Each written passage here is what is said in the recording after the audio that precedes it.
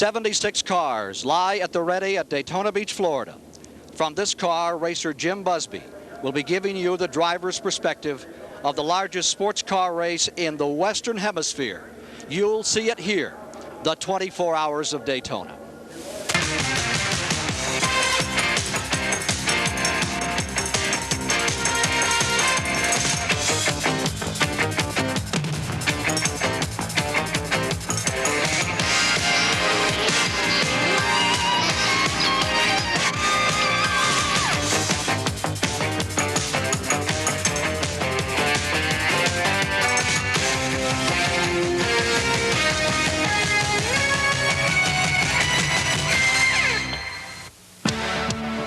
Live coverage of the 24 Hours of Daytona is brought to you by B.F. Goodrich, makers of a complete line of high-performance TA radios. By Dodge, a front-wheel drive revolution, a turbocharged revolution, a performance revolution. Dodge, an American revolution. And by Old Milwaukee and Old Milwaukee Light. It doesn't get any better than this. And a good day to you from the World Center of Speed. I'm Ken Squire, and welcome to the 23rd edition of the 24 Hours of Daytona, and never has it been a greater event than it will be in this next 24 hours. The largest crowd I have ever seen in the past 17 years has amassed in the infield, gathered to see if what has begun will continue. We have a Buick V6 for the first time in the history of the International Motorsports Association on the pole. John Paul Jr. shattering the 3.5-mile record for the course by some 2 seconds in qualifying for this most prestigious event. And all the great drivers are here. I mean all of them. Some of the best endurance drivers you can find are lined up down on pit road. We have one of them as one of our 2 expert commentators. He's finished second twice in this event. I'm delighted to have with us Bob Aiken, who's raced at Le Mans and of course is a great veteran of the International Motorsports Association. I say it's the most competitive field we've had here. What do you say? Well, Ken, there are just dozens of prototypes now, up from a year or so ago, and there were just a smattering of them. And the prototypes are going really quickly and just scooting through the infield like you wouldn't believe, and the speeds are still over 200 miles an hour on the straight. And there's, as I say, dozens of them, as well as some very, very competitive GTO cars and GTU cars. And of course, there are 3 classes running here today, so we'll try to follow them all if we can keep track of them. Well, Bob's co-driver will be the great West German Formula One driver, Hans Stuck. He's down there. Bob will be taking over a little later. And there are some other experts standing by. Let's go to the STP Pit Center. Here's Dave Despain. We're going to be covering the action along pit road, which is really the heart of endurance racing. And the guy who's going to help us do that has managed a race team. He's been a race driving instructor. He came here first as a crew member, but in his heart, he's a race driver. Doc Bundy, your outlook for the 24 hours. I think it's going to be a long, hot. Unfortunately, we got great weather here. It'll be a hot one. It's going to be tough on the equipment. And all these drivers, a lot of international names here coming back their first race of the season. The key to victory in this kind of competition is covering more miles than anybody else. Lap times are not the important part. So it's not necessarily the hot shoe, it's living through that long night and the long day tomorrow. Absolutely. Well, Doc's going to be likewise sharing responsibilities. You see he's in his driver's suit. Today he makes his debut as a television broadcaster. Through that long night, our activities here on TBS are going to be covered by our nocturnal anchor. Mike Joy has the night shift. Mike? Thank you, Dave. Just as the drivers take breaks, there are 2, 3, and even 4 of them for each race car entered here. So too will our TBS broadcast crew. Bob Varsha, Bill Hennessy, and I will be watching the start, going across the street for Margarita, and be back at midnight and carry you all through the night, through night tracks and on with the 24 Hours of Daytona. But seriously, each team, each driver will have been in the car once by the time night falls. And around midnight, it's really the team manager's part of the race. Maintain a pace, keep it rolling, keep the car in one piece, wait for daylight. Let's go now to pit road, where the leading contenders in the 24 hours are stationed, along with the men who will cover the action there. We go first to Chris Economaki. Well, the entry is an interesting mix. There are 230 drivers that will plan to take part in this competition here. They come from 10 countries: Australia, Austria, Belgium, Canada, Colombia, England, France, Italy, South Africa, and of course the United States. And the talent list is impressive. 9 drivers have started in the Indianapolis 500, and with A.J. Foyt and Al Unser in one car, that's 7 500 wins among them. There are visitors from the stock car circuit. Champion Terry Labonte is here. Elliott Ford Robinson, Joe Ruttman, Bobby Allison, Neil Bonnet, and Ron Bouchard for the stock car fans to follow. And in rival cars are a pair of racing brothers on different teams, a father and son racing against one another, and believe it or not, an engaged couple racing against one another in different cars. All along pit road here, the spare parts have been lined up for the long night ahead. And as you can see here, some of them have already been dipped into you. Back to you, Dave. Well, talking about racing greats, we've got one here with us now, Dan Gurney, the winner of the very first one of these races. And Dan, you were a contender in those days. There are many more contenders this year, though, are there not? Certainly looks like a lot of them. Of course, we're here with our Toyota, the one of them, and 24 hours is a long time, but this is our third attempt, and we're looking forward to it. I don't know, it looks like a Porsche race from my standpoint. I really haven't paid much attention to the GTP cars, but I think if you're in a Porsche, it probably helps. This race has really grown since the day that you won the first one. Oh, yeah. Gee, racing is just booming everywhere. It's terrific to see, and I'm sure glad I'm still here. Okay, thanks very much. Thanks, Terry. We'll go on down pit road now. One of the other contenders in this race is Bill Adam, who will co-pilot that Buick March, which is the first American-built car to be on the pole here at Daytona since 1966. Kind of feel a little happy carrying the red, white, and blue out in front of this international field? Yeah, I am. It's a good feeling anytime to be on the pole, I think just to have the prestige of being the fastest. But Buick have held the title, or are holding the title of being the absolute fastest car around right now, and to knock off Porsche, which have been known as the world champions for so long and historically have always grabbed pole position. That's really satisfying for the crew and for Don and Whitney and I. We're all very, very pleased. Well, America's longest day is almost ready to start, and we'll be back with that start right after this.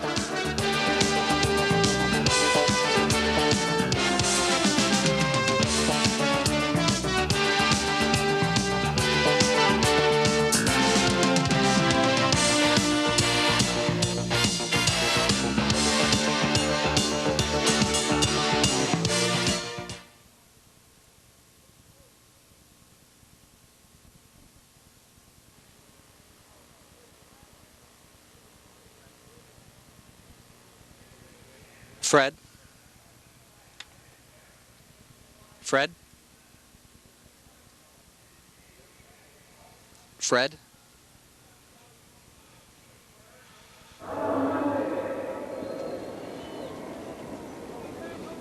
I certainly will. Will I be on camera, or is it over wide shots? Yes, is it wide shots? Hello? Good, okay. Fred? Sunbank. And tell me one more time, am I on camera coming back? Am I on camera coming back? Thank you.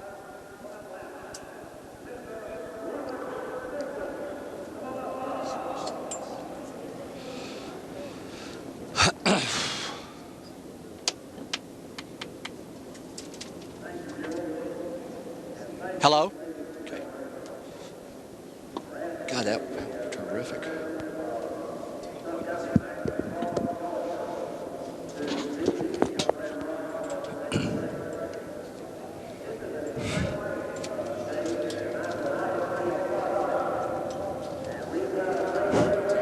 Okay, thank you.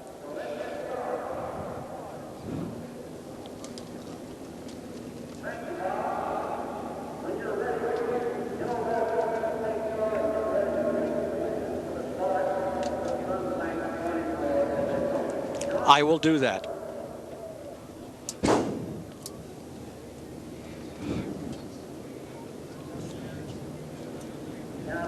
It is a far different course that the competitors face this year. Shorter, it's expected to bring the field tighter together, make it more brutal tonight with some of these amateurs up against these top pros. Let's take a look now at what this course is all about, as Bob Aiken describes it with two automobiles at hand. Passing the start-finish line, 200 miles an hour here, hard braking into turn one, down to second gear, probably 70 miles an hour, and then accelerating very, very quickly up through this left-hander, Then there's a right-hand bend here, and just at this point we engage third gear, taking this next turn, this left flat out, moving up to perhaps 120 here, hard braking, and then back into second gear here. We're riding in Jim Busby's 962 at this point. You can see another 962 right ahead of us there. A short shoot here, but back up to fourth gear, and we'll be approaching a left-hand kink, which is taken flat out. Very, very difficult. It's a very difficult turn. And then around here, this is the kink, and then hard braking back down into second gear. This is a very, very slippery turn normally, and you have to be very, very careful, or the front end will go right off the track. Exceedingly difficult, but hard on the gas here. Second gear all the way to the outside. Third gear, quick spurt in third, and then at the 100-yard marker there, hard braking, a left-hand turn back to second gear. And here we are in my car as we enter up on the banking, and here the whole chassis torques. Very, very rough transition up onto the 31-degree banking, and as you accelerate here, your arms and your neck and all the muscles strain, and you're exceeding several G's as you accelerate up here and pulling everything towards, wanting to pull you towards the right. And now we're up into fifth gear, second fastest part of the course, almost 200 miles an hour, approaching the chicane. At the 200-yard marker here, extremely hard braking. You see the turbo flame there as we back off. Down to third gear, entering the chicane, and now from this point, flat on the gas. Again, slippery, a lot of rocks and gravel on the road as you enter back up onto the banking again. More torque, more pull to the right as you go up on the banking. Into fourth gear, then into fifth gear, and back approaching 200 miles an hour. And just as you see, the 76 marker here will be pretty much at top speed, heading towards the start-finish line again in turn one. Here we are. And the record for the distance, 2,760 miles, established in 1982 by John Paul Sr. and Jr. and the late Rolf Stallman in the Porsche Turbo that year. It is a massive crowd that is gathered. The weather is near perfect for the start, but there is an indication we may have showers before the afternoon is over, and that's part of 24-hour endurance racing. Here's Dave Despain. Ken, anywhere you look, anytime during this long, twice-around-the-clock grind, you're going to find a race within a race going on somewhere out there. And the reason is the unique class structure within the 76 entries. Let's take a look at it.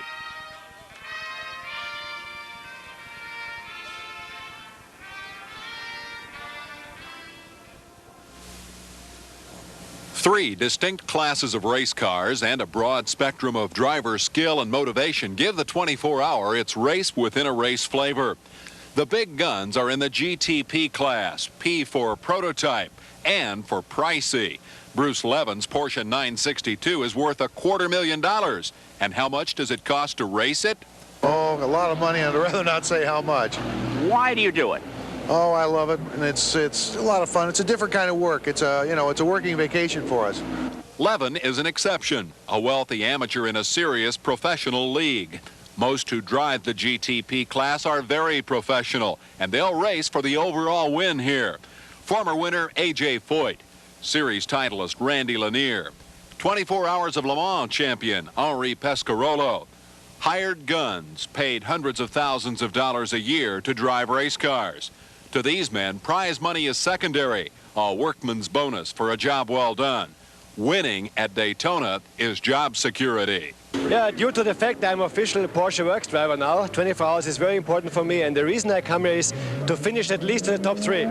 GTP racing machines are the ultimate sports cars. Computer-designed race chassis, fuel injection, turbocharging, engines up to 900 horsepower, special alloy and carbon fiber components, aerodynamically sophisticated bodywork.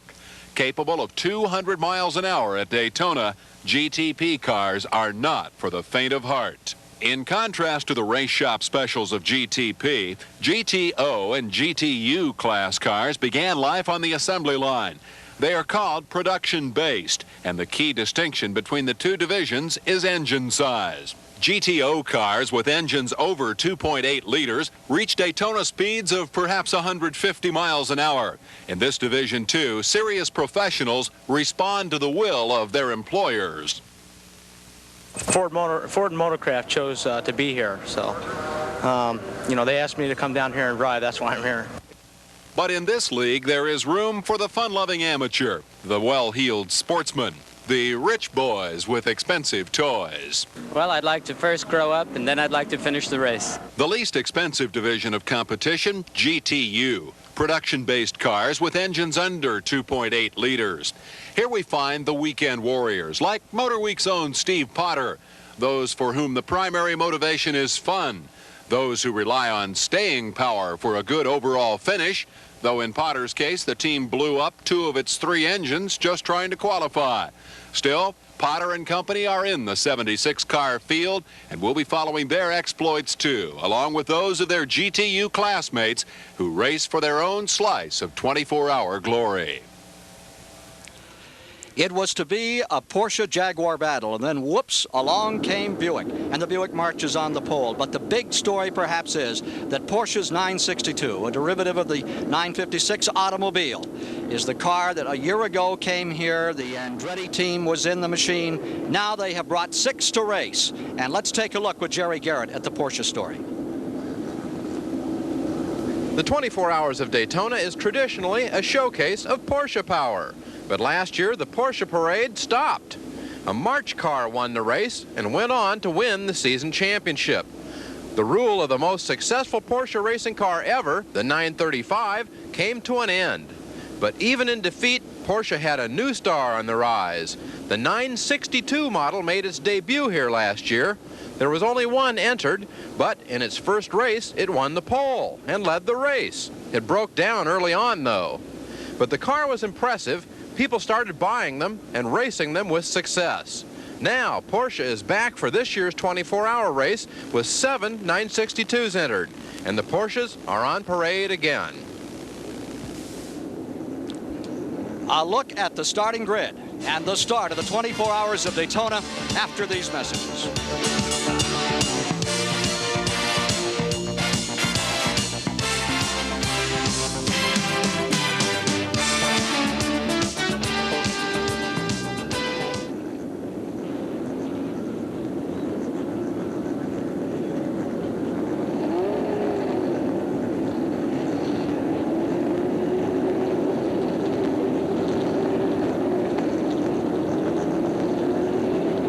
I hear you, Potter is here. Yes, Fred, I hear you, and Potter is here. Yes, Fred, I hear you, Potter is here.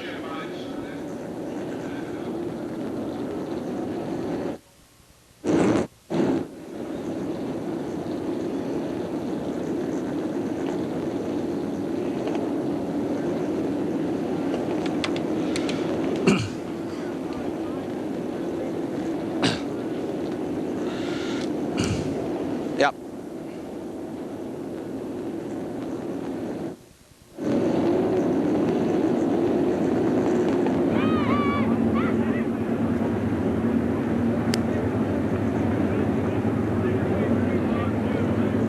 Row number 4 will have car number 86, Rodrigo Pescarolo, along with Terry Quicksand and Bruce Lovett, who driving that car number 86, the inside disposal Porsche 962, and outside of the front row, starting directly in front of his team car. See you in Iron, Yes, Henri, H-E-N-R-I, Pescarolo, P-E-S-C-A-R-O-L-O, Fort Le Mans.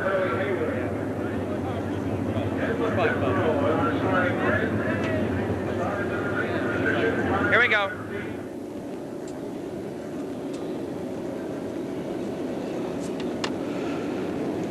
Thousands of horsepower beginning to rumble. Less than 7 minutes to lift off on pit road. Let's go to Jim Roller. Derek Bell is with us, and you're a veteran of many of these 24-hour races, behind the wheel and behind the microphone. Do you still get excited at the start of these? Yeah, I'm a bit more excited this year. Last year I had Fred Reinstein shouting at me the whole time through 24 hours, so it's nice to be out here on my own. Nobody's shouting at me now. Can you guys win this race? We certainly have, I think, the best all-round chance of winning, but, you know, it's a 24-hour race, so who can tell? Let's go down pit road to Chris Economaki. I'm with Henri Pescarolo, 4 times winner at Le Mans. Henri, the new designs, the aerodynamics, they tell me it makes it harder for the drivers. Why is that? Well, you know, the regulation change. I was used to drive Group 6 car, which were open like single-seaters, like Formula 1. But now the Group C car are closed, you know, and they try to be as fast as possible on an aerodynamic point of view. and there is nearly no air coming in, and it is one of our problems. You know, you have no air to breathe. It's very, very warm inside, and when you are doing long distance race, it's really difficult. Okay, in for a tough race, Henri Pescarolo. Less than a minute, and they will roll away. It'll take approximately 4.5 minutes with the pace car in front to cover the distance. The man on the pole, John Paul, covered this same 3.5 miles in 1 minute 41 and 4/10 of a second, averaging 126.278 miles per hour on the 3.5 mile course. And now you see the field beginning to roll down pit road for the commencement of the greatest endurance race in the Western Hemisphere. The 24 Hours of Daytona is rolling off pit road. Let's take a look at the starting lineup. We have mentioned that it is a March Buick V6 on the pole. John Paul Jr. is now in the cockpit. He's also in the headlines. More on that story. He was in court yesterday on MotorWeek Illustrated at 5:35 today on Superstation WTBS. Beside him comes the winner of last year's race, and that is the March Porsche. And that is, remember that Porsche had a bit of last year's win because they had the motor in that car from South Africa that was team headed by Cyril van der Merwe. And he's back with Ian Schechter and with Tony Martin for today, completing the front row. Going to row 3, it's car number 8, the Preston Hen car, A.J. Foyt, 4-time winner of Indianapolis, Al Unser, and that's like the Hatfields and the Coys. Remember the old battles that Bobby Unser and A.J. used to have? Well, Al Unser and A.J. share the same car with the famed Frenchman Bob Willick, who will start the machine, a Porsche 962. Going to the 4th position, car number 14. This is a 3.2 and the only 3.2 liter 962 Porsche in the field. And the great IMSA champion of the past, Al Holbert, is there. He is teamed with Great Britain's 4-time winner at Le Mans, Derek Bell, and Al Unser Jr. In the 5th starting position today, the gentleman to my right, Bob Aiken, you have Hans Stuck driving your car today in car number 5, along with Paul Miller, and it's Stuck to start first. Start, and we'll continue on for an hour and 20 minutes for the first fuel stop, and then Paul Miller will get in and do an hour and 20, and then I'll be down there to take the 3rd driving stint. As you see the field moving through part of the infield course, it's number 1, the Al Leon car, a Porsche March.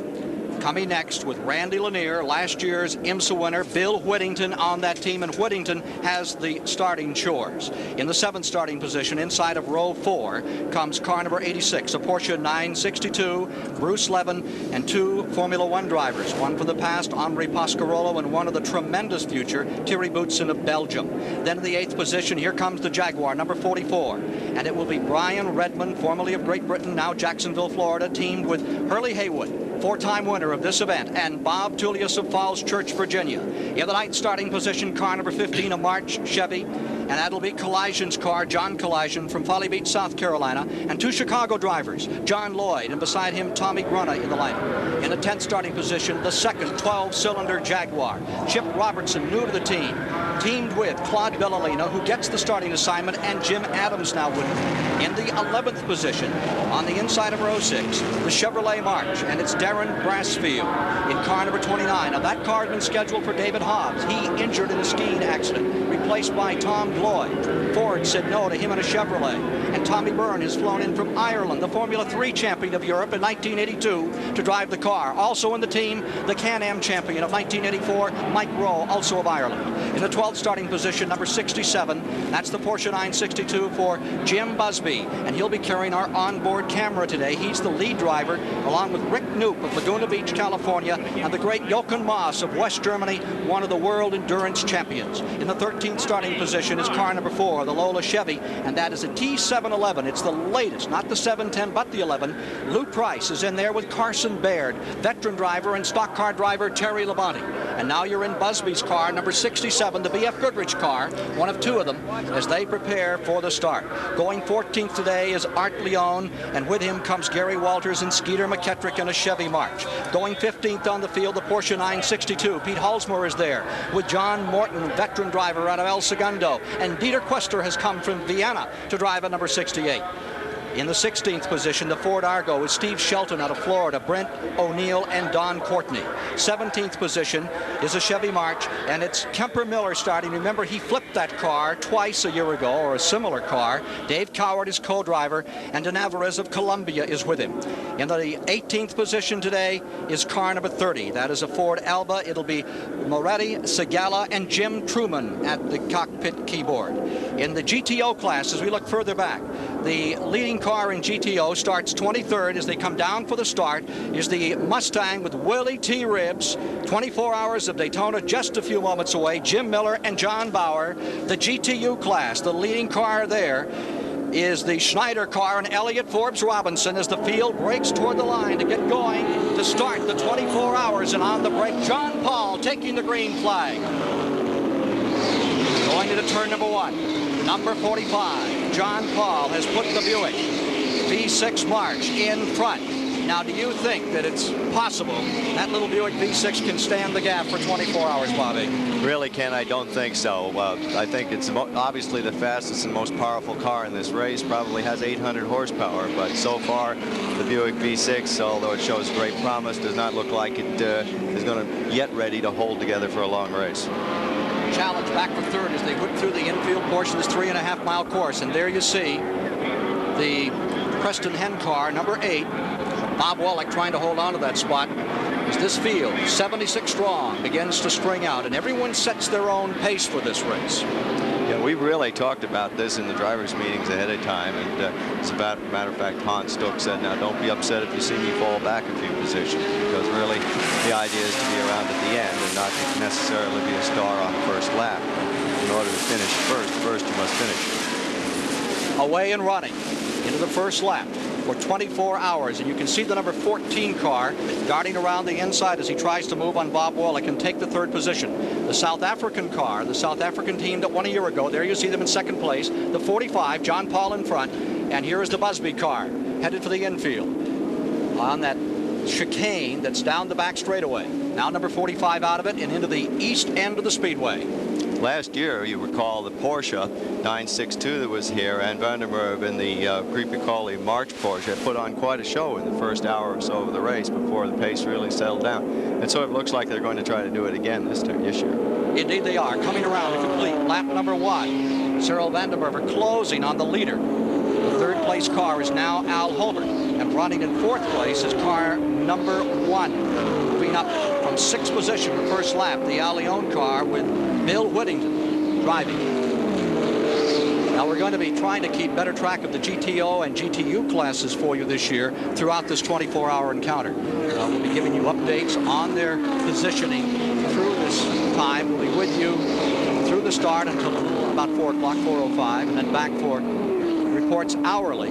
Some of them a bit longer than others, to try to update you as to how it's going, not only in the super class, the prototypes, but with some of the competitors that are of more interest strictly here in the United States. Now there is the second place car, number 0, Cyril Vandermeer, and he's chasing number 45, John Paul. That is a Buick V6 leading this illustrious field in the second lap of the 24 Hours of Daytona. Now, it'd be interesting to watch these two cars if we can see a separation between them, to see which one has a greater top speed, and whether the Buick is in fact opening up on the straight on the Creepy-Crawly Porsche March or not. It might give us a clue as to who's running higher boost right now. 3 different drivers in the car. Usually you adjust a car just to a driver, and here with 3 drivers you don't do that. Really, there are some compromises you have to make, but usually if you just push the seat back for the tallest driver and move it up a notch for the shorter drivers, that usually will work out all right, although sometimes the very short driver will have to have a cushion to put in the car as he makes a pit stop. We have 1 car already down, number 3, which is a Buick V6. Bobby Allison was sharing the driving chores in that car, has come to rest just off the horseshoe and appears to be out of it in the very early moments of this race. Car number 3, that's the Ken Martin car out of Atlanta, out of Roswell, Georgia. He and Wayne Pickering had as a third driver 1983 Grand National Champion Bobby Allison. They're sidelined at the moment. Cyril Vandermeer, who pulled a tremendous upset. There you see that number 3 car, the Martin Allison Pickering machine, right there. Ken, that's a car that, again, has shown great promise, and in fact was the fastest car down the straightaways at Le Mans this year, but has had just no end of trouble, again, with basically a new engine. Spun it yesterday, had a tire go down, then they ran out of fuel on it. Bobby Allison said he hit a kill switch on it. as he was trying to get used to it. Well, sometimes you can do that just in the course of shifting gears. You might hit a toggle switch, and I know we've had that and managed to get started again. Perhaps that's all there is wrong with it now. Hope so. United States out in front, South Africa in second. John Paul and number 45, the Buick V6, staying just in front of the Porsche-powered March car. And then comes Al Holbert next. Looks like Bill Whittington's trying to move up, chasing the third place car too. And we'll see here perhaps if he can make a pass. The Bill Whittington car into fourth and trying to close up. Here you see him. Al Holbert in the 14. Third position. Now Bill's got a Porsche engine in this 85 G March, and perhaps he can pull Al Holbert on the straightaway, although both of them now have identical engines and just different chassis. The number 2 car also out of the Leon team. And you see some of those slower cars in the bottom of the track, and when you're whistling along at 200 miles per hour, I would imagine those cars might give you just a moment for consternation. Yes, in every driving meeting, we always try to tell the slower drivers to please stay down at the lower lanes of the track, because the upper lanes are really reserved for the high-powered cars. Occasionally, a slow car will get up there, and it makes for passing very difficult. One of the latest wrinkles from Detroit, a Buick V6. Holding a surprising lead. The South African car moving in, challenging John Paul here as we work the 4th lap in the 24 hours of Daytona. And we'll be bringing you the excitement of this event through to tomorrow afternoon at 3:30 here on Superstation WTBS.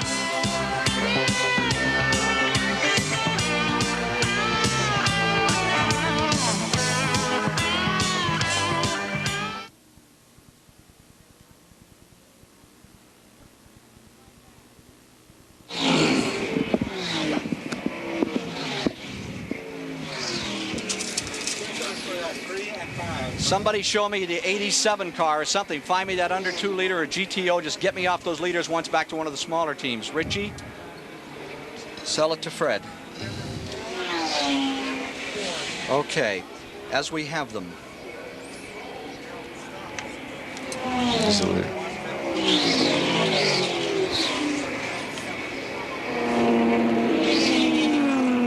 14 still holding his own. Hey, why haven't we got 6th position up, guys? Huh? Get me 6.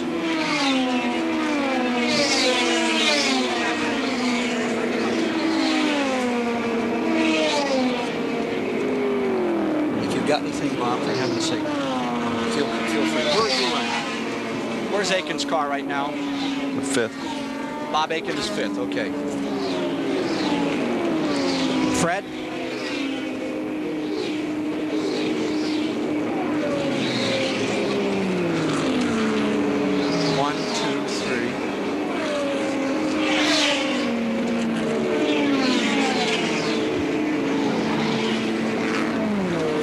Is first.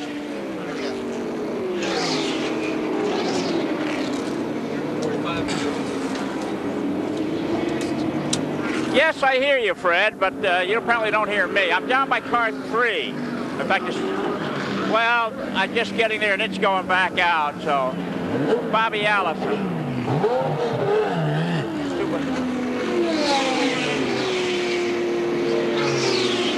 In the first hour of the 24 hours of Daytona, with Bob Aiken, I'm Ken Squire, and you see the standings. John Paul Jr. was challenged by South Africa's Cyril van der Merwe, who went by him, but then John Paul retook the lead and holds it by the slimmest of margins now. The Al Holbert car is in 3rd, Al Leon's car is in 4th, and your car with Hans Struck at the keyboard is up to 5th. Yeah, they're all very close, Ken, and again, a little while ago, Whittington got by briefly in Holbert, or was right on his tail, and they've got quite a race going there for 4th place.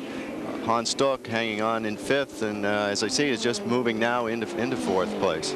6th place overall in the event is the Pasquarolo car, and 7th at the present time is the Jaguar, number 44. Bob Tullius, Brian Redmond, and Hurley Haywood. Redmond now driving, followed by car number 8 with A.J. Foyt, Unser, and Wolick.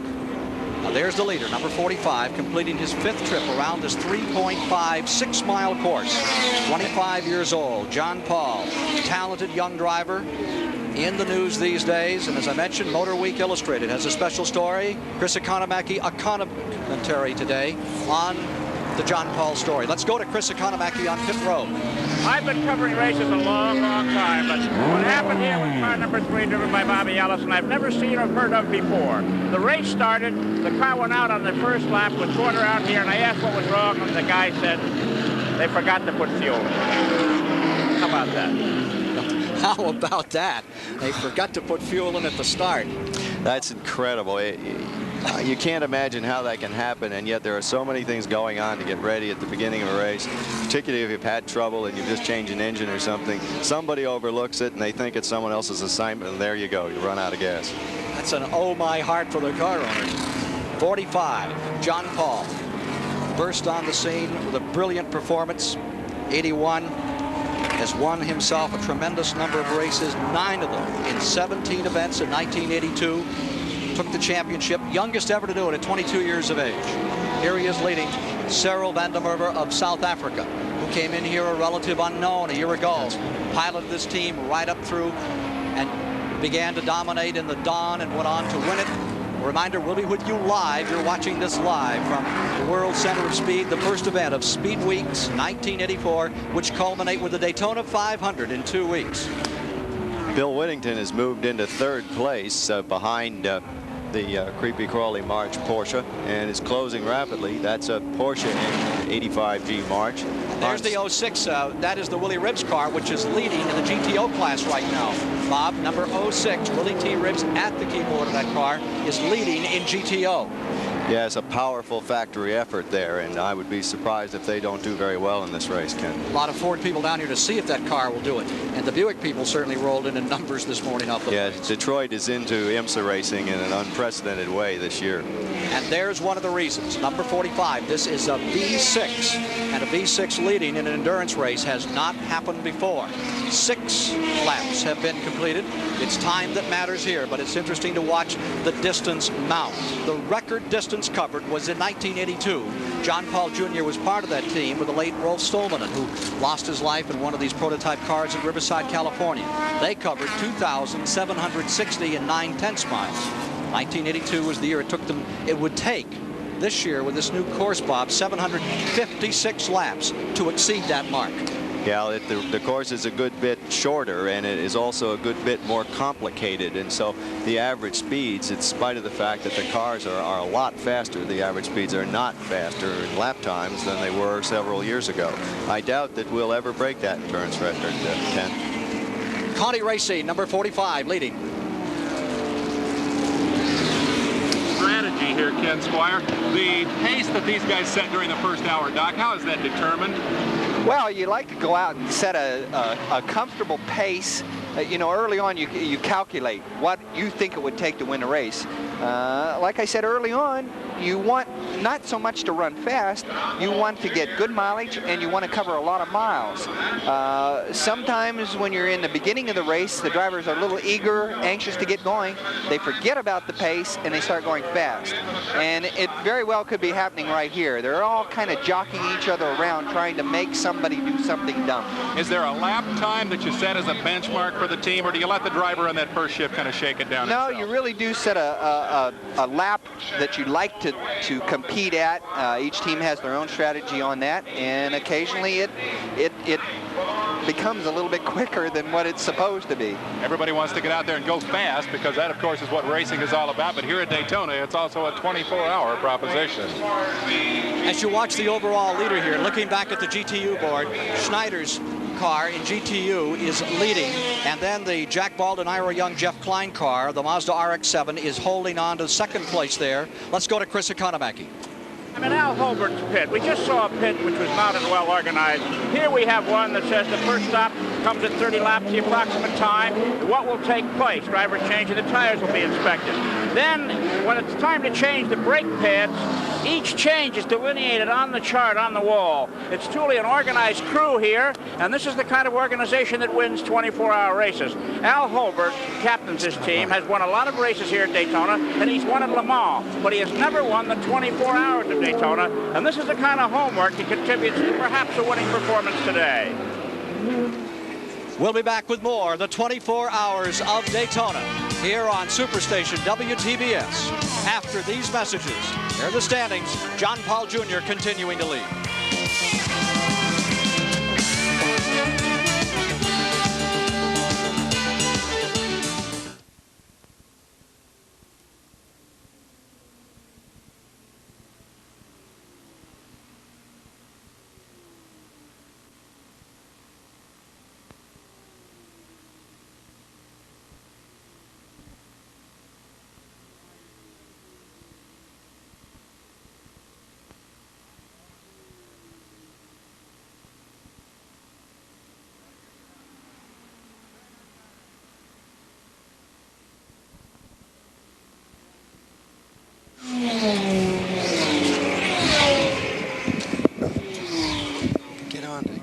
To some of the, besides the leader, like just like the third, fourth, and fifth place, and I can talk a little bit about those cars. Richie, truck.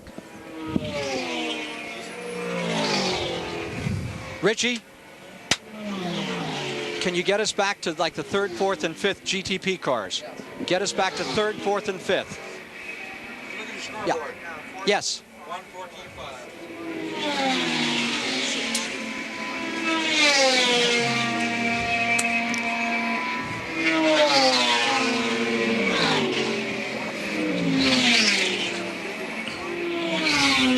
Great. Now, can we get off the leader and pick up third, fourth, and fifth? That's 14.51. Thank you. There you go, right there. Stick with it. You got it. Stay on those two.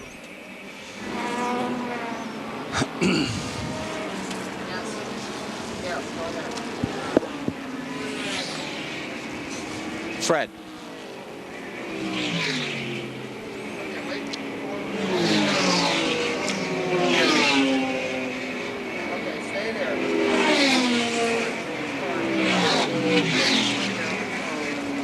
International Speedway, and we're about 20 minutes into a race that is 24 hours long, the 24 hours of Daytona. And it's been spiced up a bit this year by the race sponsors, who are going to be presenting some awards during the course of the running. The Sun Bank Awards are going to give additional incentive to the drivers to get to the front of the field.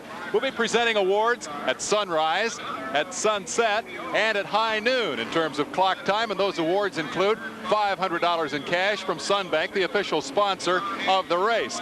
And the driver who wins the overall award, which is for the most laps, the final award that we'll give away at the end of the race, is also going to get his choice of trips on Air Atlanta, which flies, among other places, to New York City. So these awards are in an effort to provide more incentive for the drivers. We'll be presenting those on the spot as soon as you finish that lap. And incidentally, we should check those times. The Sunset Award will go at 6:03 p.m. The Sunrise Award at 7:12 tomorrow morning. And of course, the High Noon Award at 12 noon tomorrow. The Sunbank Awards brightening up this 24 hours of Daytona. There you see the third place car, number 14. That is Al Holbert. Right with him comes car number 1, and then the Aiken car number 5. Bob, your car is right there in 5th place now. Hans Stuck has really turned up the wick. Well, I really hope he hasn't. I hope he's maintaining the pace and is able to keep up with those two cars within the limits that we set. But really, those three are having quite a go of it. You could put a blanket over all three of them, Ken.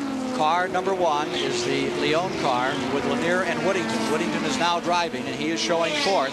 The Bob Aiken car is the red number 5, and there you see the two of them down through that chicane, headed into the east banking, and right in front of them, number 14, Holbert, and they're challenging Holbert. Now you see what traffic can do for you. Now just try and guess which way that slower car is going to go, and what are you going to do here? And they all managed to get through, but there'll be a lot of heart-stopping maneuvers like that in the course of 24 hours. Threading the needle, moving up, approaching 200 miles per hour. There is Holbert, still staying in 3rd spot. Number 1 staying 4th, Whittington driving, and Hans Stuck in the number 5, maintaining 5th. Henri Pasquarolo and Thierry Boutsen, the 11 car, number 86 is 6th. The Jaguar runs in 7th with Brian Redmond driving, and then in the next car back, 8th position, is 04. And that is Claude Bellalina and Chip Robinson and Adams in the second Jaguar, followed by the A.J. Foyt, Wallach, Unser car in 9th and 10th overall right now. Here comes the number 68 car of the B.F. Goodrich cars with Halsmer, Morton, and Dieter Quester showing 10th overall. Going as you expected, this 45 showing some muscle here out early, and will let him go as sort of a rabbit. Yeah, I don't really think that anybody is going to try to threaten John Paul Jr. at this point. Number 1 has moved around the 14, and here comes the number 5 car. Bob Aiken's car moving by the number 14 of Al Holbert. There's the number 1, the car out of Dallas, Texas. That Twin car, brothers. Yeah, that car now driven by Bill Whittington has a 3.2-liter Porsche engine, whereas our car has a 2.8 and Al has a 3.2-liter engine. And the 14 car has just slipped back around your car and moved into the 4th position. Here he comes on the outside, moving in for a pass. Now there's a classic case of just twisting up the boost temporarily to retake a position and then turning it back down again. Remember, Ken, you can dial yourself 100 horsepower right there on the dashboard by just turning up the turbo boost. The thing is, you can't leave it there or the engine will blast. Let's go to Jim Roller. It's interesting, Ken, that Bob alluded to pace a little earlier. While these guys are dicing back and forth, they are trying to keep track of the pace that they are running, walking up and down pit lane, polling all the crew chiefs. Everyone has slacked off their cars from their qualifying times by about 10 seconds. That's to try and make the cars last. They detune the engines, they get them ready for longevity and not for speed, but they still like to dice. It's really an art form, working the traffic the way these fellows are doing it and moving through these slower cars. And you're trying to read the mind of the slower driver as you approach and trying to guess which way he's going to go. And hopefully he'll just maintain a normal racing line and you can decide to go around him in one way or another. The worst thing that can happen to you is if the driver tries to accommodate you and moves over and gives you a space that you never expected to exist. And sometimes that's when the accidents take place. Lead car continues to be John Paul. The Cerro Mandeverde car is about to be challenged by the Al Holbert team. The number 14 is moving in. In the GTO class, Willie T. Ribb stays in front. And in GTU, Schneider, Elliott, Forbes, Robinson, and Istok are staying up in front. We'll have an update on GTO and GTU, hopefully, before we leave you at 4:05. There you see the Al Leon car, and right behind it, number 5, the 962, with Hans Stuck at the controls, and one of the better races here in the early going. 11 laps are complete. They've covered about 40 miles since they got this race underway at just about 3:30. Those cars traveling just inches off the ground. Do you have the sensation you're right down there dragging the seat of your pants along the asphalt at 200 miles an hour? Yeah, you're really only about 1.5 to 2 inches off the ground, the bottom of the seat is. And of course, there's a ground effects tunnel under there too, Ken. And the height of the car off the ground is very, very critical. You have to allow just enough air to get underneath the car. Hans Stuck has passed the number 1 car of Whittington, the number 5 car, that 962 pulling up another spot. Now he seems to have, the number 1 car seems to have fallen back a little there, Ken. And that's quite surprising because that is a bigger motor and he shouldn't have a lot of trouble keeping up. They've only had that car, what, 8 or 9 days. They really haven't had time to sort it out. How can you be so collected when Stuck is out there and he's known as somewhat of a maniacal charging driver and you try to bridle him, although I guess now that he's a Porsche factory driver, which is like being a Ferrari Formula 1 driver, one has to mind their manners. Well, he is this year now become a factory driver and in fact will co-drive the Rothmans cars with Derek Bell in the European season this year. But Hans and I have had a long talk during the week, and we agree that we want to be around at the finish. So Hans Stuck moves the Aiken car up another notch in the early going of the 24 Hours of Daytona. Stand by for more of Superstation WTBS live coverage.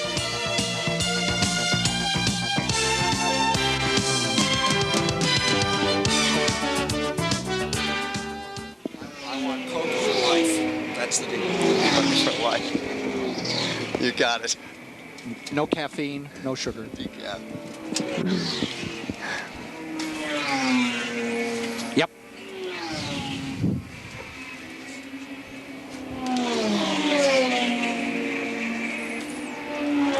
Yep.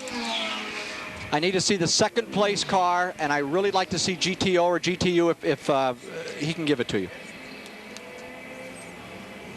That's your leader, Tommy, if you want it.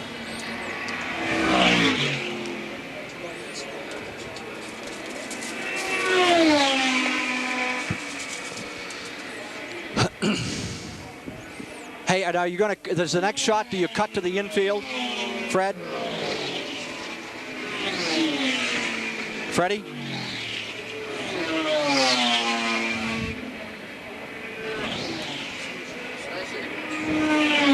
Thank you. Okay.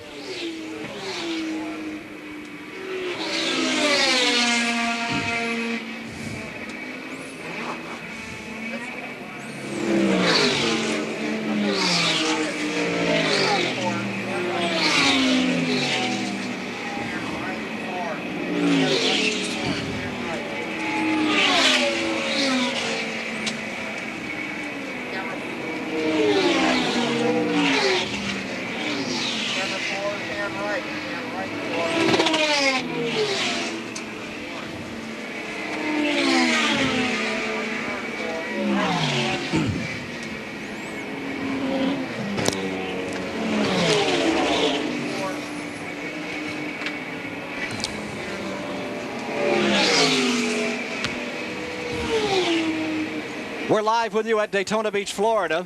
Where are the people?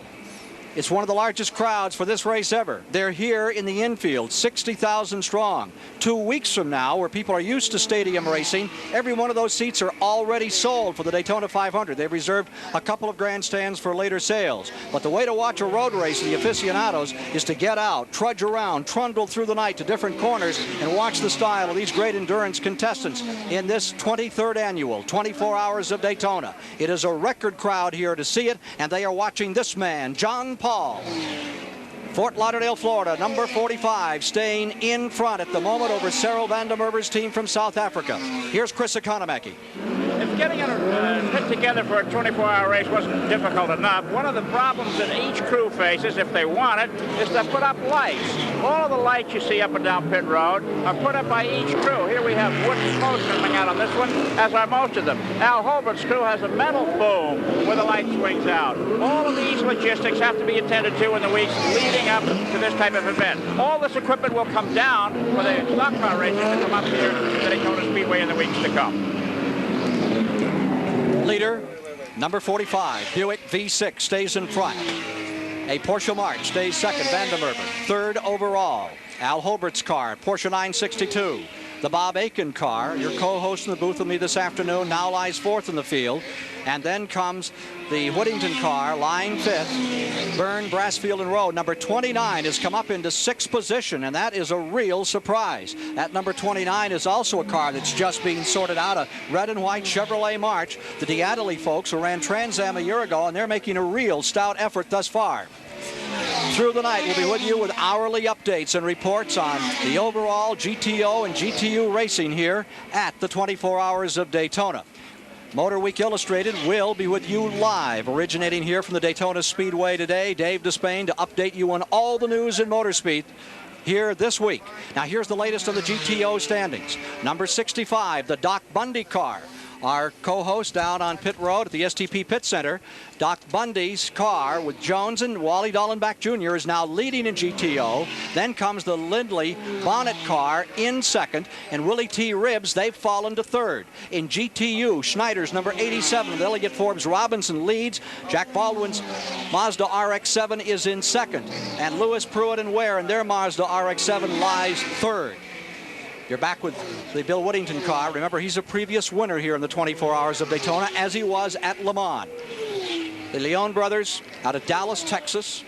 They have two identical cars. They're identical twins, and they're both marathon runners. They've both been to the Boston Marathon. That's getting it on. Ken, they're in terrific shape, and they are identical twins, and they fool us all in the pits by switching their shirts, which say Alan Art on them, so we really don't know who it is that we're talking to on a given day. Car number 3, that Bobby Allison car, you saw off in the early going, is back on the course and running, but already far off the pace. Well, the story now is that a car with a Buick V6 engine is leading here, and this gentleman standing to my immediate left, Bob Aiken, is getting set to go down here and step over the wall into one of these cars. I bet you're going to have more fun down there than you did up here. Well, it is a little nerve-wracking to sit there and watch somebody play with your $250,000 car, but as I say, Stook and I had a long talk just before he got in the car, and I think he understands the message, and of course he's a true professional. There's your car doing well up here in the top 5. We'll see you later on in our continuing coverage of the 24 Hours of Daytona for 1985. Stay tuned. A report in 1 hour, updating you on this, the most prestigious sports car race in the Western Hemisphere on Superstation WTBS. Continuing live coverage of the 24 Hours of Daytona is being brought to you by Budweiser, the king of beers. For all you do, this Bud's for you. By B.F. Goodrich, makers of a complete line of high-performance TA radios. And by Dodge, a front-wheel drive revolution, a turbocharged revolution, a performance revolution. Dodge, an American revolution.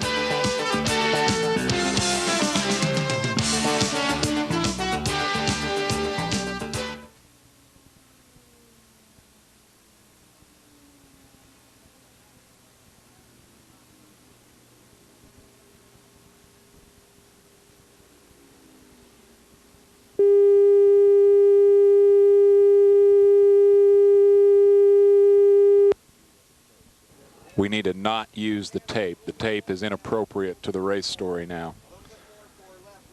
And that'll give us more time at the end of the show.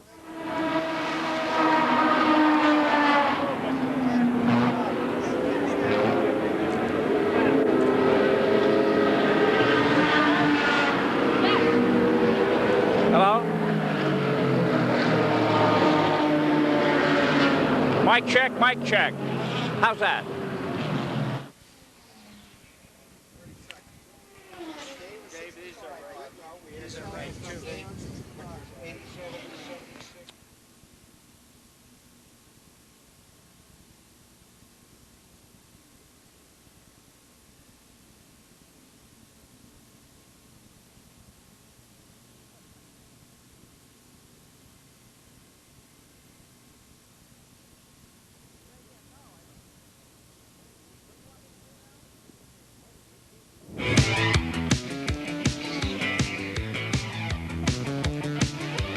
MotorWeek is live from the 24 Hours of Daytona. Chris Economaki tells us all about the legal problems of John Paul Jr., the race pole sitter. All this and more today on a special edition of television's Fastest Half Hour.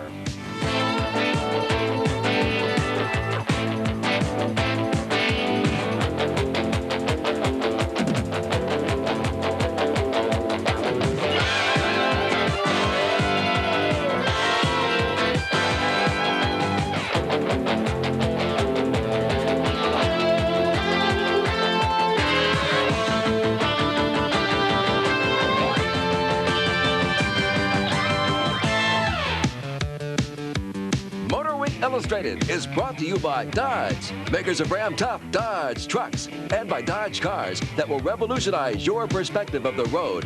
We are Dodge, an American revolution. And by Valvoline, makers of Turbo 5 and other fine motor oils. Hello, everyone. I'm Dave Despain. 1985 Speed Weeks is underway. We're live at Daytona International Speedway, where just a couple of hours ago, the green flag fell on the 23rd annual 24 Hours of Daytona. On this special edition of Motor Week, we're going to bring you up to date on all the late news. We'll follow the indoor circuit of racing up north, check out the Supercross opener for 1985. But, of course, the big news is the 24 Hours and our continuing coverage. The man anchoring that coverage for TBS Sports is Ken Squire. Kenley, what's the latest from pit side? Well, with 65 laps complete, that's some 235 miles down. We've had a change of leadership, and the 12-cylinder Jaguar has just taken the lead after Al Holbert has pitted his Porsche 962. Bob Aiken here, who's been our co-host in the early part of the race, he's about to step into car number 5, which is in 6th position. Little Yancey? No, Ken, but I'm anxious to get out there and get in the car. Hans Stuck and Paul Miller have done a great job, and it's time for me to take over. You have led for a while today. Yeah, and we had a little tire trouble, but we'll catch up again. Okay, good luck to you. Thank you, Ken. Before this broadcast is over, he'll be out here driving at better than 200 miles an hour. Now, checking the leaderboard, the A.J. Foyt car has come into 2nd place. Notice that the Pasquarolo Boutsen Levin car has now pulled up to 3rd. Halsmer, Morton Quester, the B.F. Goodrich car, they're in 4th. John Paul in 5th. And then you see the Bill Aiken car is running back in that 6th position. With thoughts about the international flavor of this event, here's Chris Economaki. Well, there are 23 drivers from 17 different countries in the field, and on that leaderboard, it's truly remarkable. We have an Englishman leading, a Frenchman in the second place car, a Frenchman and a Belgian in the third place car, an Austrian in the fourth place car, an all-U.S. crew in the fifth place car, a West German in the sixth place car, an Englishman in the seventh place car, and the South Africans are in the eighth place car. So the foreigners are really doing well here today in the 24 Hours of Daytona. Well, thank you, man, and we'll be back to Ken Squire later in this half hour. While the Sunbank 24 kicks off the 18-race Camel GT Series 85, the richest tour in American motorcycle racing. The 13th annual Supercross campaign has hit the starting gate. It happened last weekend with a new format. Jim Roller has a report. The 1985 curtain raiser at Jack Murphy Stadium in San Diego saw the addition of a 125cc class to the existing 250 format and a change to a two-moto main event for the big $250 competitors. The 125 class saw lots of people falling off through 2 heats and a main event. The man who survived the carnage, number 415, Todd Campbell. Campbell chased down number 8, Tyson Volan, took the lead, then never looked back when Volan went down in the closing laps. The ill fate of falling off was a story for many of the big-name 250cc factory riders. Bob Hanna, number 25, falls off in his heat. The Hurricane ended up in the last chance qualifier, finishing third, missing the main event for the first time without an injury since 1976.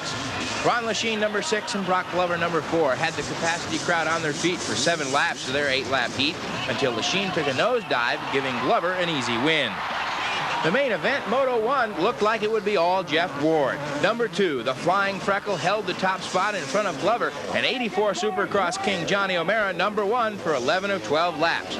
But like Lachine, Ward falls off on the final circuit, opening the door for Glover. The El Cajon, California native streaked to the Moto win with O'Mara and youngster Keith Bowen in hot pursuit. In Moto 2, it was Glover's turn for a miscue. After a great battle with his Yamaha teammate Ricky Johnson, number 5, Glover pressed too hard and drives off the track, scattering photographers. That was the opening O'Mara needed. He slipped by Glover, coming home second to Johnson. 2 seconds gave O'Mara the overall win. Glover salvaged second despite his troubles, and Johnson's win earned him third. This is Jim Roller reporting. Here at Daytona, the pole sitter for the 24 Hours of Daytona is in trouble with the law, and Chris Economaki has some thoughts on the image problem that creates when MotorWeek returns.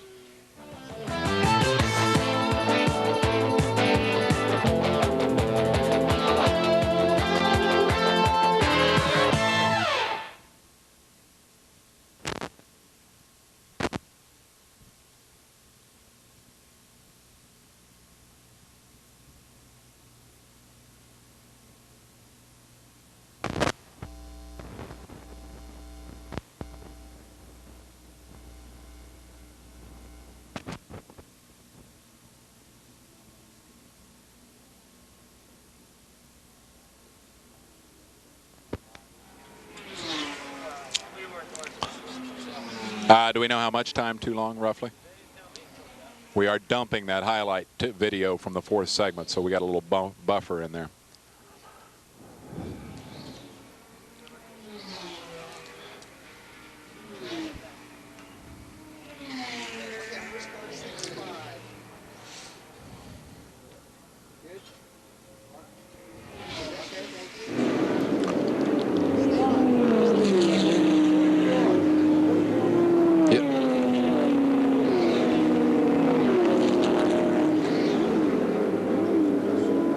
Okay.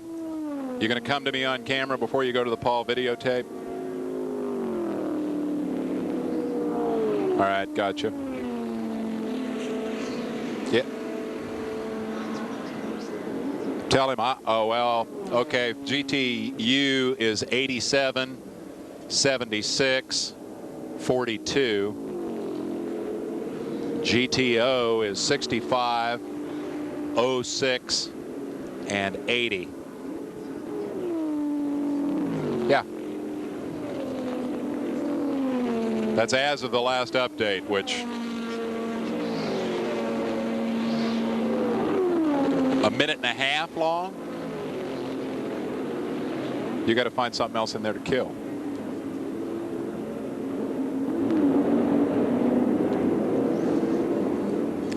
We're back live at Daytona International Speedway, where the pole sitter for this race, the 24 Hours of Daytona, the Sunbank 24, John Paul Jr., is in a bit of trouble with the law. He was in court yesterday.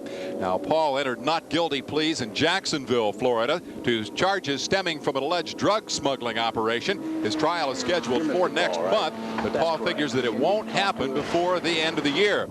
The specter of possible drug money involvement in motorsports is very much on the minds of Chris Economaki, the National Speed Sport News publisher and editor. Chris? John Paul Jr. has been making headlines these days that no one likes to see. He's been charged with drug trafficking. There are rumors up and down pit road of almost every form of American racing that some of these expensive cars have been paid for with money that came out of a suitcase, a footlocker, or the trunk of someone's car. The implications are that it's drug money, dirty money. Now, baseball, football, and other professional sports have had their drug problems, and they've addressed them. And it's my feeling that the ruling bodies of our sport should address this problem. It's not one of drivers using drugs, but it's trafficking in it. And they should do something about it before these headlines get bigger and more ominous. Well, there is no doubt where Carl Haas, Formula One and IndyCar team, is getting its money for the next 5 years. Big press conference in Chicago this week, welcoming the sport's newest and potentially its largest sponsor. Steve Potter was there. It's perhaps the biggest sponsorship package in motorsports history. This week in Chicago, Beatrice Corporation unveiled a plan to sponsor Newman Haas Racing. The plan includes 3 years of IndyCar racing with Mario Andretti and a 5-year Formula One commitment. Former world champ Alan Jones was lured out of retirement to drive. How much is it all worth? No one's saying, but $20 million a year is probably just about right. And Beatrice president Jim Dutt says the team's contract is just a drop in the bucket. The promotion monies, the advertising monies, and all of that make the contract monies to support the team rather insignificant. Team owner Carl Haas must be pinching himself. The program we're doing is expensive, and we want to do it first class, and we want to stay ahead of the thing. Beatrice has given us enough ammunition so that we'll have the rabbits to pull out of the hat when we need to. The biggest rabbit to come out of the hat so far is a rather plump Alan Jones. He says he unretired because the Beatrice money was so good, and because he likes Haas. Although the money seems fabulous now, there may be a more significant reason to remember this announcement. We may one day look back on this as just the beginning of really big corporate involvement in motorsports. At the Beatrice Race Team announcement, this is Steve Potter reporting for MotorWeek Illustrated. Today we're pleased to debut a new feature here on MotorWeek. Each week our executive producer, veteran motorsports broadcaster Ken Squire is going to open up his scrapbook and look into this sport's glorious and memorable past. Here is one of my favorite moments in motorsports. Midday, February 11th, 1962, Daytona Beach, Florida. This running Le Mans start the beginning of Daytona's first international endurance road race. The drivers are named Bonnier, the wealthy French Grand Prix driver, Pedro Rodriguez, and America's great world champion Phil Hill. The man who pulls to the front, a shy, ingenious lad born in Manhasset, New York, Dan Gurney. His Lotus pulls ahead of Jaguars and Porsches. He gains a huge lead. But less than 10 minutes from the end of this 3-hour race, his engine dies, stops cold. Gurney coasts to within feet of the finish line, sits waiting in agony as his lead evaporates. Finally, seconds left. He presses the starter and agonizingly, the car inches over the finish line, and All-American Dan Gurney wins the first international endurance race at Daytona. I'm Ken Squire, back next week with another great motorsports memory. Ken Squire's scrapbook brought to you by Valvoline. We're back at Daytona, the 1985 renewal of the 24 Hours, and we'll have more right after this.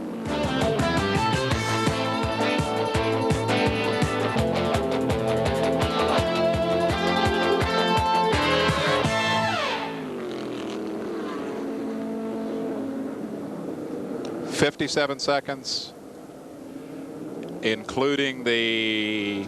Now, does that factor out the highlight package? Okay.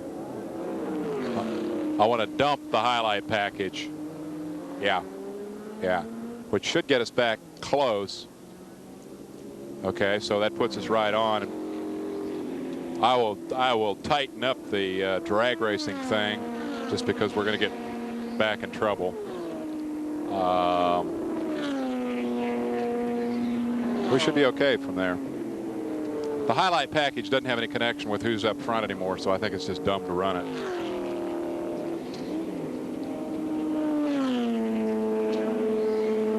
Yes. The GTU is in. Okay, that's top of this segment, right? Is the graphic prepared, or is this just a reader? Hello.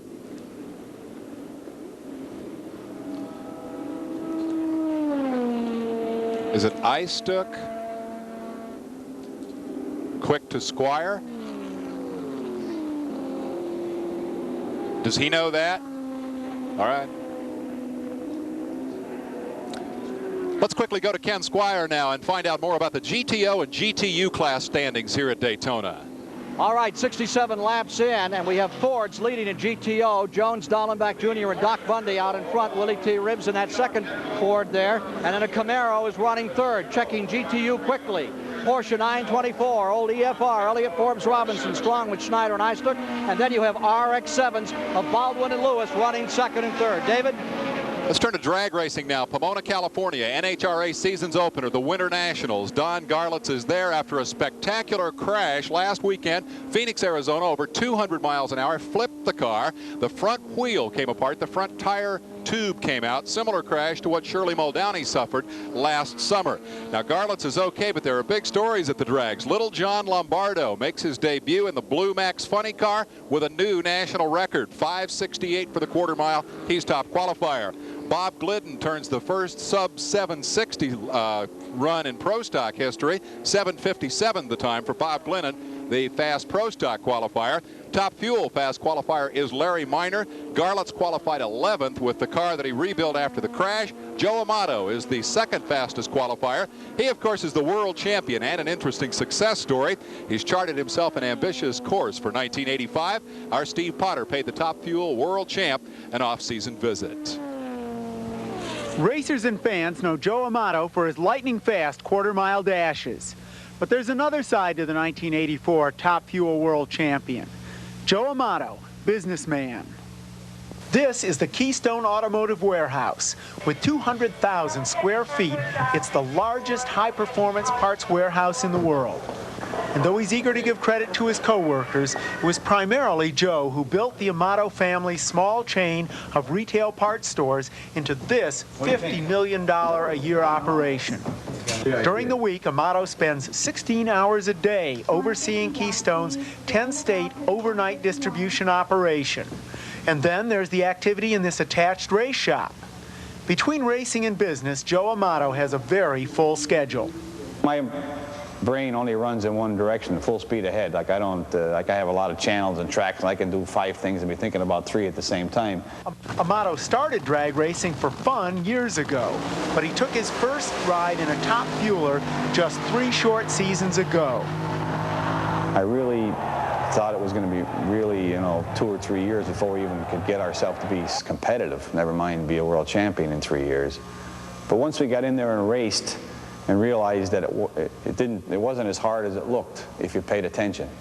We've just taken one piece at a time and not tried to bite off more than we can chew, and put a different fuel pump on the car and made that work, changed the blower and made that work, put a funny wing on the car, made that work, one piece at a time. We did something, we made sure what it did so we understood what we had, and knocked off all of the 10 things on our list of 10, and we got all done. We had a car that was running, as fast as anybody's in the country, and we had a world championship. And what does the reigning Top Fuel champ plan for an encore? How about running for Funny Car and Top Fuel titles in the same season? That's what Amato plans for '85. The competition out there has tightened up in both classes, so it's going to be a plenty exciting year, and we're looking forward to having a lot of fun going out and trying to, win with 2 cars. And boy, just imagine if you could win 2 world championships. That'd be something, right? This is Steve Potter for MotorWeek Illustrated.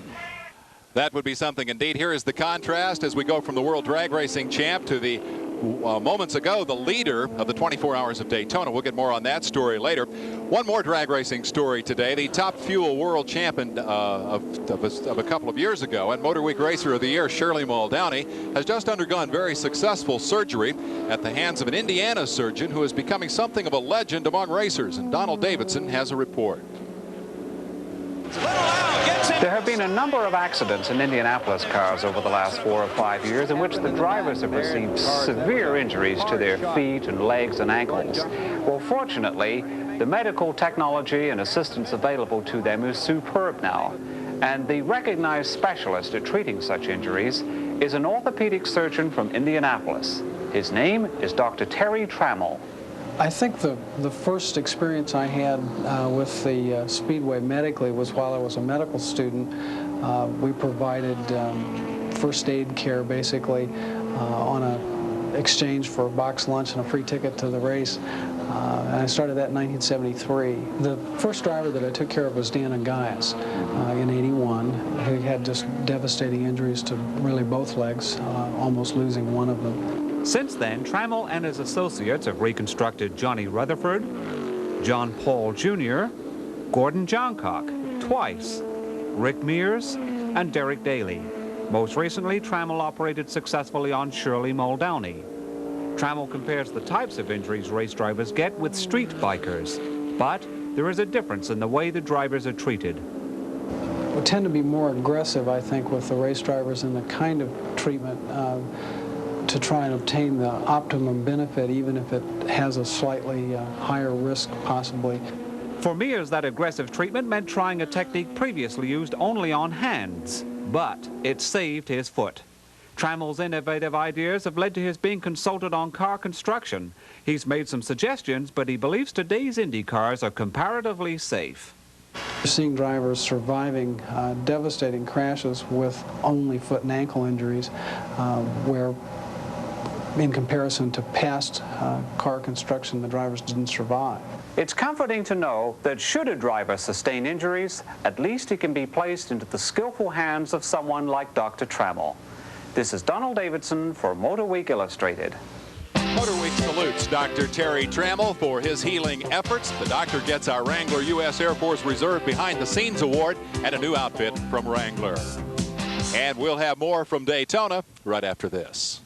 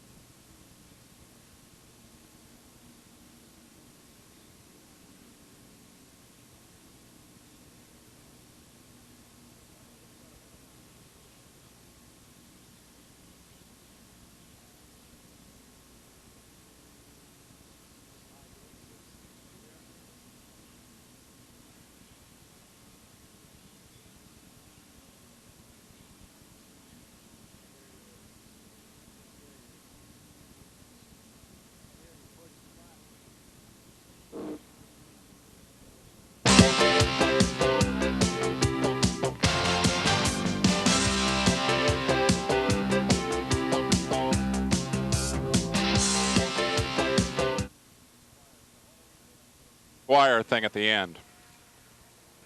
Are we keeping it in? Right. Right. What about the Squire thing at the end? Does it live? All right. Does he know that? All right. If they want to take more out between now and the end of the show, why just have them give us a call.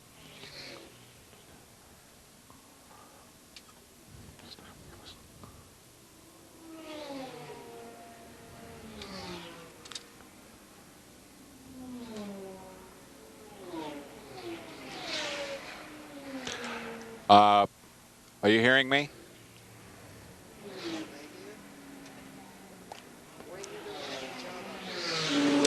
In the midst of one of the most bitter winters on record, it's nice and sunshiny down here at Daytona Beach, and that's good news for those of us who have been fighting the flu. Up north, the racers are forced under roof to avoid the elements. The indoor racing season is winding down, and Bob Varsha takes us on a tour of last weekend's action. In Indiana, midget racing legend Mel Kenyon celebrated a record 813 USAC starts by leading the early going. But Rich Vogler spoiled Kenyon's day. A fifth-row starter, Vogler was helped by this 7-car pileup. He took the lead at mid-race and streaked to his 3rd straight win this year and his 4th straight at Fort Wayne. Rich says the key to his indoor success is good instincts. Indoors here, the lap only takes 8 seconds, 8 to 9 seconds, and what you do in the race car, you don't even think about. You haven't got time. On a like a racetrack, Eldora, Rossburg, half-mile dirt, it takes 16 or 18 seconds to make the lap, and you have a little time to think what you're going to do in the next corner. On to Dayton, Ohio, where racers on 2, 3, and 4 wheels provided action that speaks for itself.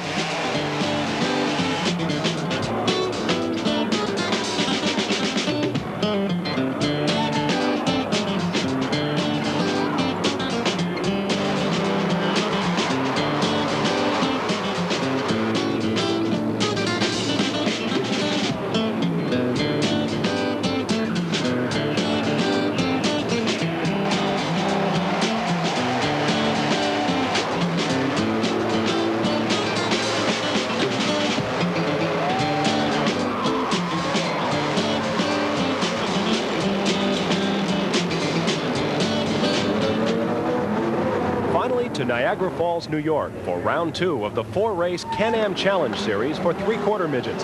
Powered by snowmobile or motorcycle engines of up to 1,000 cc's, these little cars lap the 1/7 of a mile concrete oval in less than 10 seconds, reaching speeds of nearly 60 miles an hour on the straights. The feature event pitted the day's fastest qualifiers in a 35-lap final.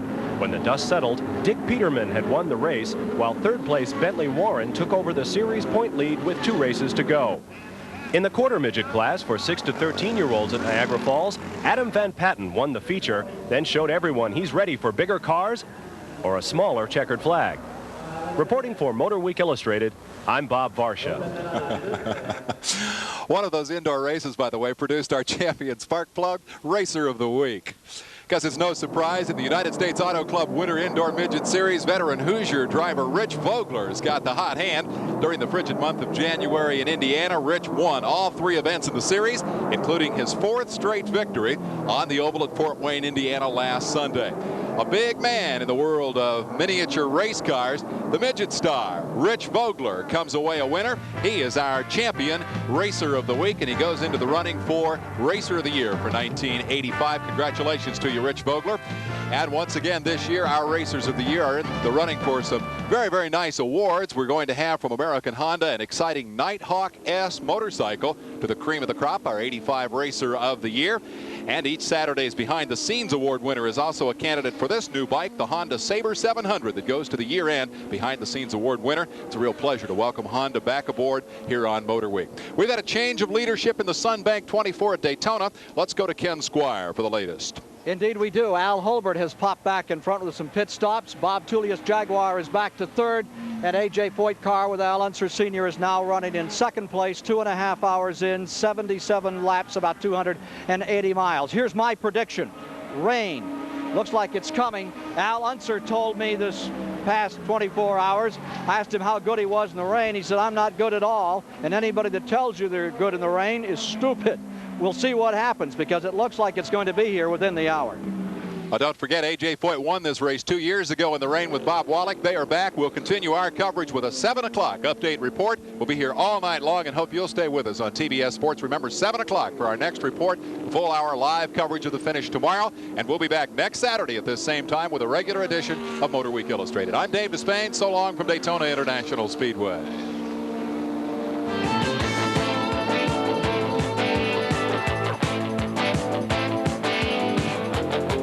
The Air Force Reserve. Be one of a kind in today's Air Force Reserve. Now, more than ever, a great way to serve. Call toll-free 800-257-1212. And by Honda, world leader in motorcycle competition. Follow the leader. He's on a Honda.